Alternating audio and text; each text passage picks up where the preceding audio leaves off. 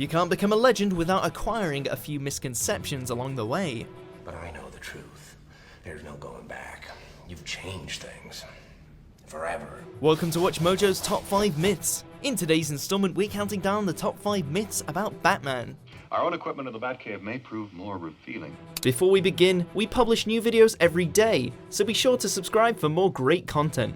Come along as we explore the history of this comic book icon and sort fact from fiction to address the incorrect assumptions often made about the Caped Crusader. I'm buying this hotel and setting some new rules about the pool area. Number 5, there's a definitive Batman, dark and brooding. It's a sentence we've all heard before, that's not the real Batman. However, as explored by author Glenn Weldon in his book, The Caped Crusader, Batman and the Rise of Nerd Culture, Batman's history is too varied for a definitive Batman to exist. Even dark and gritty can be subdivided into different variations. Sometimes he's a gothic noir figure of vengeance, other times he's a stoic but grounded man of scientific logic. In Frank Miller's All-Star Batman and Robin, he's arguably a violent psychopath.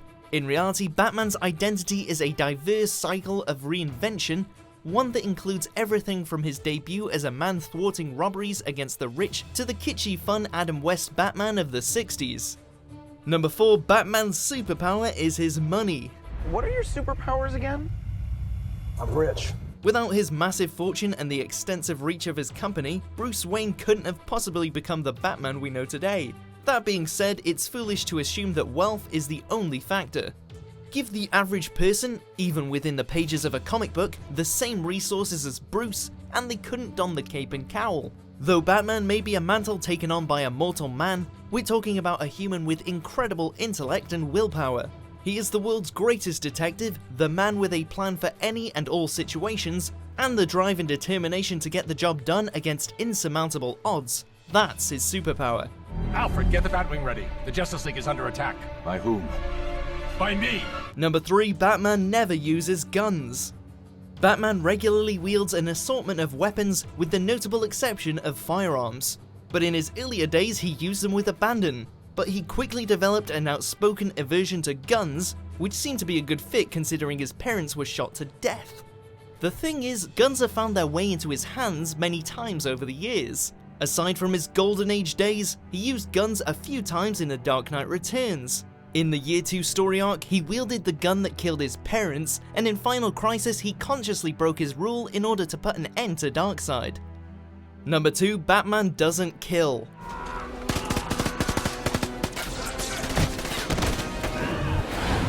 Fans were furious about Batman's total disregard for human life in Batman v Superman, and understandably so. The hyper-violent approach to crime fighting he takes in the film makes it seem like he's actively trying to kill bad guys, which seemed like a major deviation from the character's core principles. Look out. The thing is, as with guns, Batman's long history reveals that his adherence to this rule is murky at best, both on film and in comics. Burton's Batman killed, so did Nolan's, even if he'd like to think he didn't. But I don't have to save you. In the earlier days, countless Batfoes failed to survive beyond their introductory issue, either dying at the hands of Batman or as a result of Batman neglecting to save them. So much for the no-killing rule. Number 1, Batman was created by Bob Kane. He said, listen, Bob, could you do another superhero? I said, for that kind of money, you'll have it on Monday. For that kind of money, you'd be the superhero. Boy, you better believe it. I'll steal it somewhere. For the longest time, Bob Kane was credited as the sole creator of Batman, much to the frustration of anyone familiar with the real history of Batman's creation.